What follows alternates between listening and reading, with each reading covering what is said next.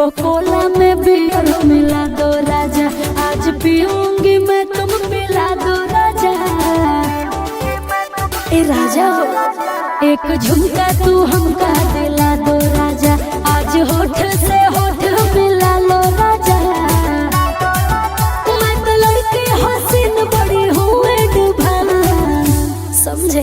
अगे डीजे पे डोला के कमर करे ने रोमांस, छोड़ी लुगा डांस करे तू हम लूंगी डांस, छोड़ी लुगा डांस करे तू हम लूंगी डांस।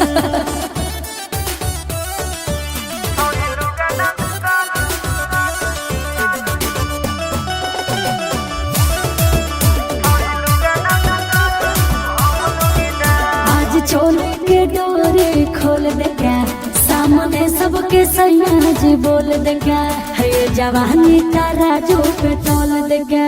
अगे ऐसन हिला दे कमरिया की पूरा शहरिया हिल जाए। अच्छा अगे जमुई से लेके नवादा या पटना बजरिया हिल जाए।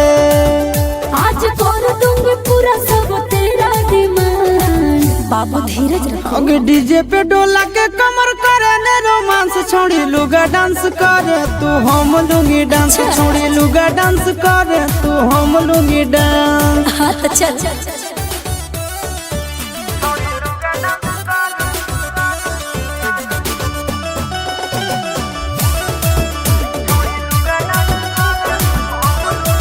राजा खा लो मुझे मीठा पान हो, होई तेरे लिए मैं जवान हो, तू मालिक मैं तेरी दुकान हो।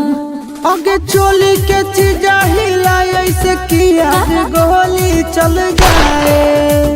अगे लड़का जवन का के बुढ़ावो के आज ईमान डोल जाए।